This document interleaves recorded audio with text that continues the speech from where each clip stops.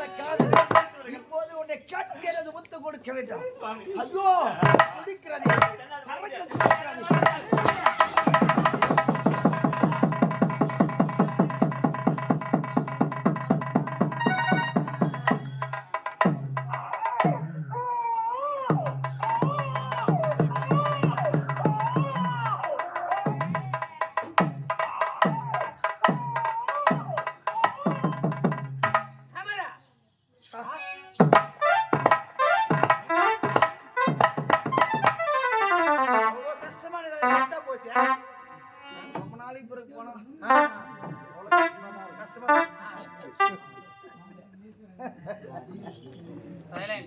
வேண்டாம் வேண்டாம் என்று மறுத்தான் அருள். எனக்கு முத்தம் கொடுத்து விட்டேன். காமவெறி தீர்ந்து விட்டது. இப்போது மக்கள் எல்லாம் இருள் சூழ்ந்த வண்ணமாக இருக்கிறார்கள். இப்போது மக்களுக்கு ஒளி காட்ட. அதனால் இப்போது அருணனை அடைப்போ ஒளி காட்டு.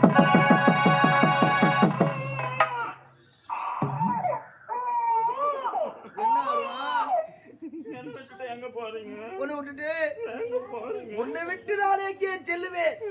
ஏனென்றால் மலரும் மனப்போடு இணைந்து வாழ்ந்து நாம் இருவரும் மக்களுக்கு ஒளி காட்டணுமே. ஆமா, முக்கியமான சமாதானம் தான். அது உண்மைதான். இப்போ ஒளி காட்டியாச்சு. இப்போ மக்களுக்கு ஒளி காட்டு. ஆமா, உனக்கு ஒளி காட்டிட்டேன். மக்கள் இருள்மயமாக இருக்காங்க. இப்போது அவர்களுக்கு ஒளி காட்டணும். என் குழந்தைக்கு ஒரு பதிலே சொல்லுங்க. ஆமா, குழந்தையா? எங்க? என் கரத்தில் ஒரு முத்தம் தான். ஒரே ஒரு முத்தம் கொடுத்தீங்க, குழந்தை பிறந்து விட்டது. ஒரு முத்தத்தால் ஒரு குழந்தையா? அது உண்மையாகத்தான். அப்படி என்றால் இரவெல்லாம் முத்தம் கொடுத்தால் எத்தனை குழந்தை பிறக்குமோ? சரி சுவாமி, இந்த குழந்தை நீங்க வைத்திருங்க, நான் போயிட்டு வரேன். குழந்தைய நீங்க வைத்திருங்க, நான் போயிட்டு வரேன்.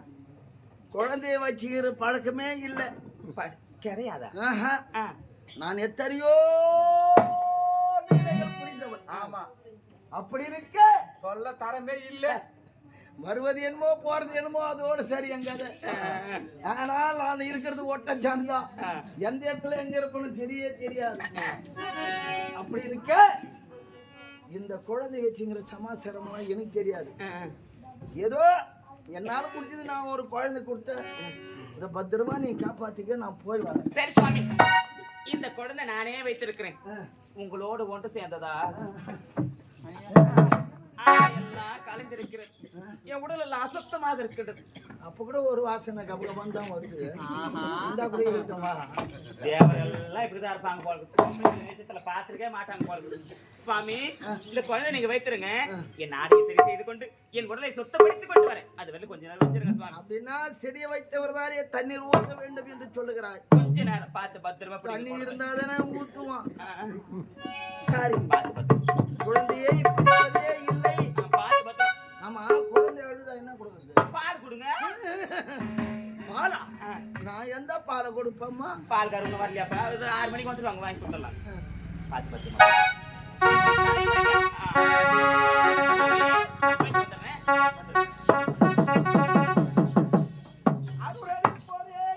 குழந்தை குழந்தை விட்டு போய் விட்டாரே. தேடுறது இவன் எப்ப வர்றது? மக்களுக்கு ஒலி காட்டுறதுன்னு சொல்றீங்க. என்ன செய்யறது? சரி, தேடுவோம் அருணனை.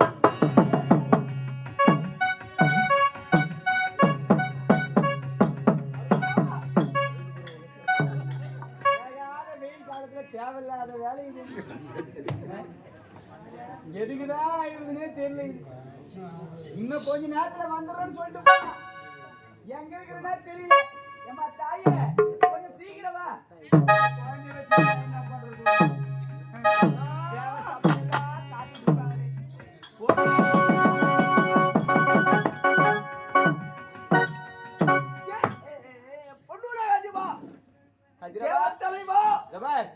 நீ மட்டும் என்கிட்ட பேசாது. என்கிட்ட பேசவே பேசாது. தேவசபை கூடுகிறது என்று அழைப்பு கொடுத்தால் வருவதே கிடையாது. பகவான், இங்க உனக்கு என்ன வேலை? எப்போது பார்த்தாலும் உனக்கு சந்தேகம் வந்து கொண்டே இருக்கும். திடீர் என்று அவையை கூட்டிக் கொண்டே இருப்பாய். அப்போதெல்லாம் நான் வந்து கொண்டிருப்பேன். மக்கள் எல்லாம் இருள்மயமாக இருக்கிறார்களே, தேவையில்லையா? ஒரு தலைவன் அழைத்தால் ஊழிய பையன் வந்து சேரும். உனக்கு என்ன வேலை? இங்க என்ன வேலை செய்யற நீ? ஆமா உனக்கு என்ன வேலை இங்க பொன்னுலகத்தை விட்டு? பொன்னுலகத்தை விட்டு இங்க என்னையா வேலை உனக்கு? காத்து வாங்க வந்தப்பா. நீ காத்து வாங்க வந்த, நான் கடலோரம் ஒலி காட்டலான்னு வந்தேன். ஆமா என்ன சமாச்சாரம்? விளையாடுறியா? என் கையில ஏதியா குழந்தை? கையில இல்லப்பா, உன் பக்கமா தான் குழந்தை ஆயிரம் மாதிரி. என் பக்கம் இல்ல, உன் பக்கமா தான். இல்ல இல்ல ஆமா அந்த கையில என்ன மறைச்சு வச்சிருக்க? ஒண்ணு இல்லையே. இடது கரத்தை காட்டு. ஒண்ணு இல்லையே. ரெண்டு கரத்தையும் காட்டு பார்க்கலாம். ரெண்டு கரத்தையும் காட்டு பார்க்கலாம்.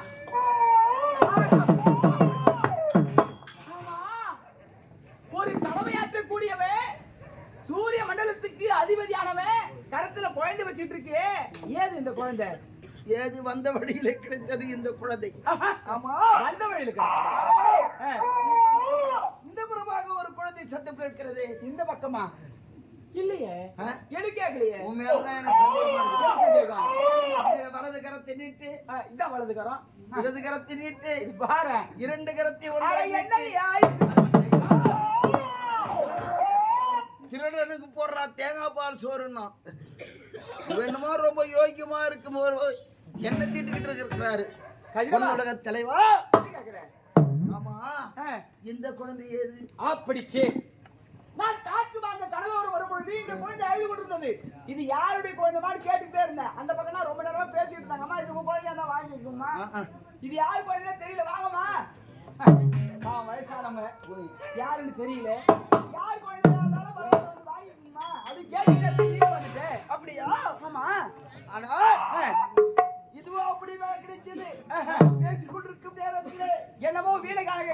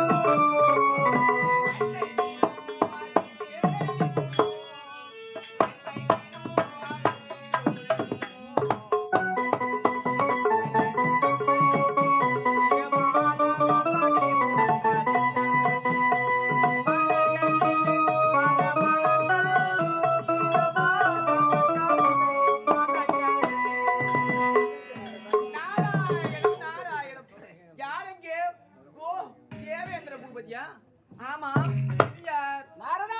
ஓ சூரிய பகவானா? ஆமா ஆமா ஆமா. ஒருவர் ஒரு முகத்தை பார்க்காமலே பேசிக் கொண்டிருக்கின்றாரே, என்னவாக இருக்கும்? சரி சரி, அவரிடத்தில் சென்று பார்க்கலாம். தேவேந்திரா, சூரிய பகவானே. ஆமாம், என்ன செய்து கொண்டிருக்கின்றீர்கள்? அதுவும் ஒருவர் ஒரு முகத்தை பார்க்காமலே பேசிக் கொண்டிருக்கின்றீர்களே. நீர் ஏனையா இங்க வந்து தேவசபையில இருப்பதை விடுத்து இங்க நீங்க ஏன் வந்தீங்க? உனக்கு ஏன் இங்க வேலை? அப்படி தேவசபை தேவேந்திர சபை எல்லாரையும் அமர செய்து விட்டு இங்க என்ன செய்து கொண்டிருக்கின்றாய் நீ? அத முதல்ல சொல்லியா? எப்பொழுது அழைப்பு கொடுத்தாலும் வருவதில்லை கதிரவன், அவனை முதல்ல கேளு. தேவேந்திரா, தேவேந்திரா, உலகத்திற்கெல்லாம் ஒளி கொடுப்பவர் சூரிய பகவான். அவரால் தேவ சபைக்கு வர முடியாது. அது எல்லோருக்கும் தெரிஞ்ச விஷயம் தானப்பா.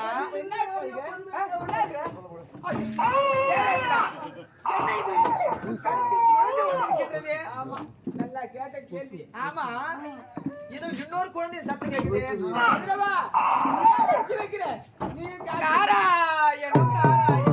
தேவேந்திரா, என்ன இது? இந்த குழந்தை எங்கிருந்து வந்தது? இந்த குழந்தை வர காரணம் என்ன? சூரிய பகவானே, உங்களுக்கும் தான். தேவலோகம் சென்று வந்தான். மந்த நேரத்திலே விழாவை கண்டு கொண்டேன், முதல் மரியாதை பெற்று வந்தேன் என்று உரைத்தான் அருணன். அப்படியா? நீ எந்த உறவிலே சென்றாய் என்று கேட்டேன். பெண் உறவிலே சென்றான், அங்கே சென்றேன் என்று உரைத்தான். மீண்டும் வந்தான், என்னை பார்த்தார். அவன் மீது எனக்கு ஆசை அதிகரித்து விட்டது. கட்டிலிருந்து முத்தம் கொடுத்தேன், கரத்திலே குழந்தை. நாராயணம் நாராயண்.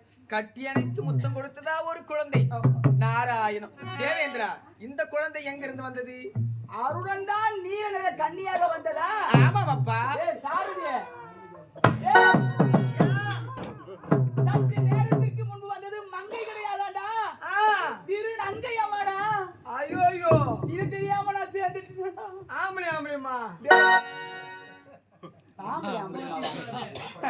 வந்தது மங்கை என்று கருதி திருநங்கையிடம் சேர்ந்ததா எனக்கு ஒரு குழந்தை வந்துச்சுடா. ஆம்பளை சேர்ந்த குழந்தை போகுது. எப்படிலாம் நடக்குது பாரு. நாடே கெட்டு போச்சுங்க. ஏண்டா எதனால உங்களால தான். ஏண்டா எப்ப ஆம்பளையா நாலு பொம்பளையா மாறீங்களோ இப்ப இந்த கலியுகத்துல அப்படிதான் ஆயிங்குது. என்னடா இது? எது ஆம்பளை பசங்க எது பொட்ட பசங்க தெரியும். என்னடா ஆம்பளையாகத்துல பொம்பளை ஆகுது, பொம்பளையாகத்துல ஆம்பளை ஆகுது. காலமே கெட்டு போச்சு. இன்னொரு 10 வருஷம் சத்தியமா ஒரே ஒரு பொம்பளை பசங்களை கூட ஆம்பளை பசங்க கிடைக்க போதில்லை. என்ன டேய், இயற்கைக்கு மரியாதை இல்லாமல் போய்விட்டது. அது காரணமே நீங்க 2 பேர் தான். மரியாதை வந்ததுதான். நீங்க 2 பேர் தான் காரணம். சரி, நீல நிற கன்னியாக உருவெடுத்து வந்தது அருணன் என்று அறியாமல் நானும் பிழை செய்து விட்டேன்.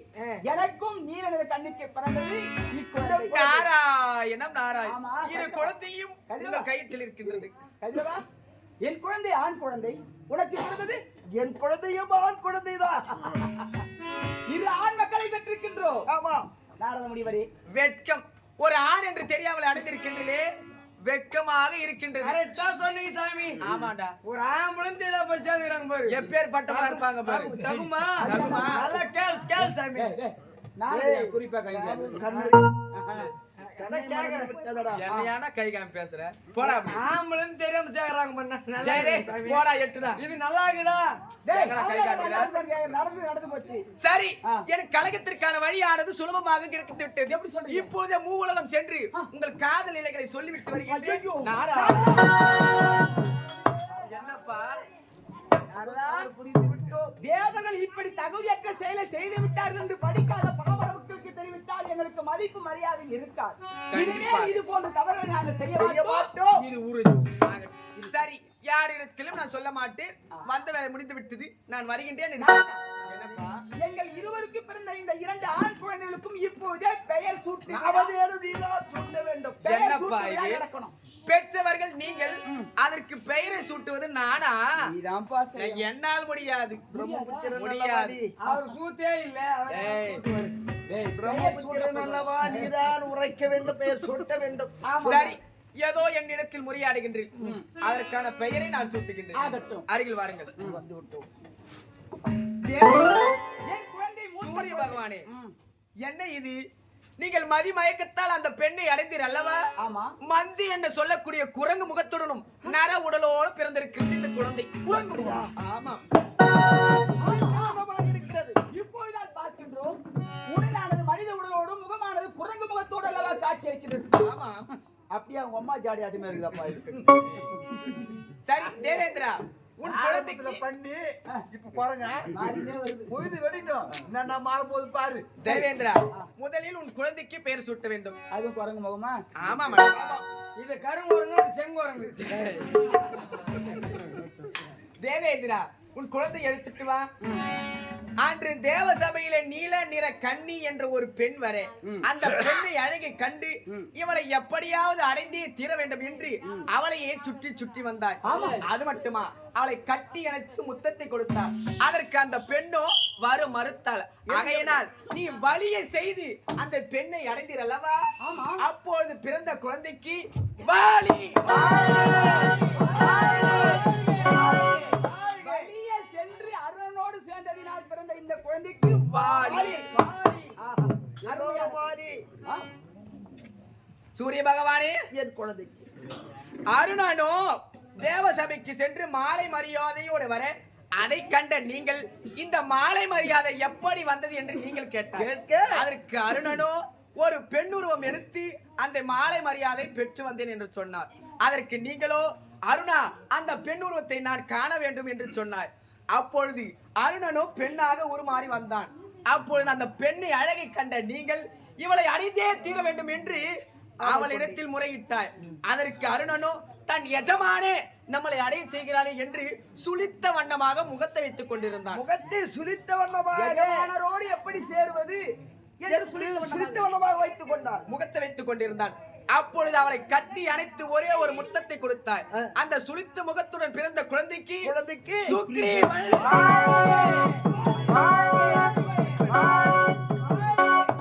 இரண்டு குழந்தைகளுக்கு பெயர் சூட்டு விழா இனிதே முடிவடைந்தது.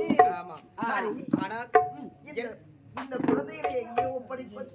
சூரிய பகவானே, தேவேந்திரா, இந்த 2 குழந்தைகளும் ரிஷிமுக பர்வதமலை மதங்கமா முனிவருடைய ஆசிரமம் இருக்கின்றது. அந்த ஆசிரமத்தில் இந்த 2 குழந்தைகளை ஒப்படைத்து விட்டு நடந்த விஷயத்தை எடுத்து கூறிட்டு வாருங்கள். நான் வருகின்றேன். நாராயண பொன்னுலகாதேவா, இந்த உலகமே போற்றும் அளவிற்கு மா வீரர்களாக நம் 2 புதல்வர்கள் வளரப் போகிறார்கள் என்று குறிப்பாக சொல்லிவிட்டு செல்கிறார் நாரதர். இக்குழந்தைகளை வளர்த்து ஆளாக்கும் பொருட்டு எங்கு செல்ல வேண்டும்? ரிஷிமுக பர்வதம் செல்ல வேண்டும். ரிஷிமுக பர்வதமலை. யாரை சந்திக்கணும்? மதகுமா ரிஷியை சந்திக்க வேண்டும். இப்போது சென்று அவருடன்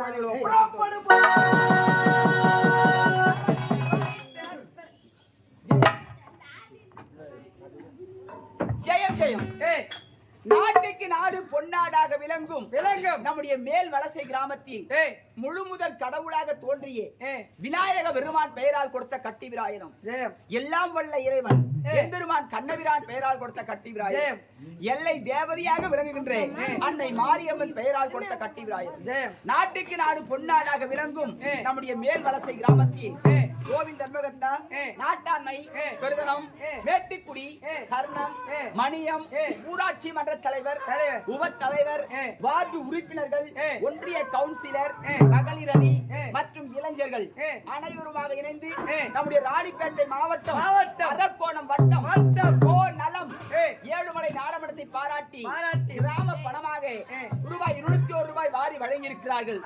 இந்த கிராம மக்கள் இட்ட பயிரனைத்தும் சேமமாக விளைந்து ஆடு மாடுகள் செல்வத்தோடு அண்ணன் தம்பி உறவுகளாய் ஒற்றுமையாய் நீடித்து வாழ்வாங்கு வாழ எல்லாம் வல்ல இறைவனை வேண்டி நோயற்ற வாழ்வே குறைவற்ற செல்வமாக வாழ வேண்டும் என்று இந்த கிராமத்தை வாழ்த்தி மகிழ்கிறோம். ஜெயம் ஜெயம் சுபஜெயம். அதோடு நாட்டுக்கு நாடு பொன்னாடாக விளங்கும் நம்முடைய மேல் வலசை கிராமத்தில் நல்லபடியாக வாழ்ந்து மாதர் குல மாணிக்கமாக திகழ்ந்து மக்களோடு மக்களாக நல்லதொரு பேரும் பெயரும் பெற்றெடுத்த அம்மையார் கோவிந்தம்மாள் அம்மையார் அவர்கள் மறைந்து இன்று 16 இன்று 10ஆம் நினைவு நாளை முன்னிட்டு நம்முடைய ஏழுமலை நாடகத்தை விடுத்திருக்கிறார்கள். அத்தகைய வாழ்ந்து மறைந்த அம்மையார் கோவிந்தம்மாள் அன்னையார் பெற்றெடுத்த அருந்தவ புதல்வர்கள் S Dakshinamurthy, S Govindan, S Vasudevan, அருந்தவ புதல்விகள் முனியம்மாள் பொன்னுரங்கம், நடராஜ் செந்தாமரை என்று சொல்லக்கூடிய இத்தகைய 50 பிள்ளைகளை பெற்றெடுத்த அந்த அம்மையார் மற்றும் அவருடைய நினைவாக பேர பிள்ளைகள் மறைந்த கோவிந்தம்மாள் நினைவாக நம்முடைய ஏழுமலை நாடமடத்தை பாராட்டி ரூபாய் 501 அன்பளிப்பாக வாரி வழங்கி இருக்கிறார்கள். அத்தகைய பெரியார் நல்லபடியாக சொர்க்கம் சேர வேண்டும் என்று வாலியின் பிறப்பு அல்லது ராமனின் சிறப்பு என்று சொல்லக்கூடிய வாலி மோட்சம் என்று நம்முடைய நாடக மன்றத்தினால் நாடகம் ஏதோ நம்முடைய சிற்றறிவுக்கு எட்டியவா நடத்தி கொண்டிருக்கின்றோம். அன்னையார் அவர்கள் நல்லபடியாக சொர்க்கம் சேர வேண்டும் என்று எல்லாம் வல்ல எம்பெருமானை வேண்டுகின்றோம்.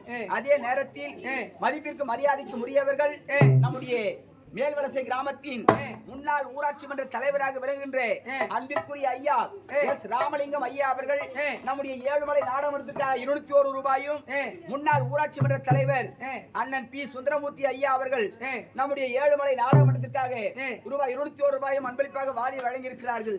எல்லாம் வல்ல இறைவன் அவர்களுக்கு நல்லொரு துணை இருந்து நோயற்ற வாழ்வே குறைவற்ற செல்வமாக அன்னை கோவிந்தம்மாள் அம்மையார் நல்லபடியாக சொர்க்கம் சேர வேண்டும் என்று வேண்டி அவர்கள் கொடுத்த அன்பளிப்பை அன்போடு ஏற்றுக்கொள்கிறோம். ஜெயம் ஜெயம் சுபஜெயம்.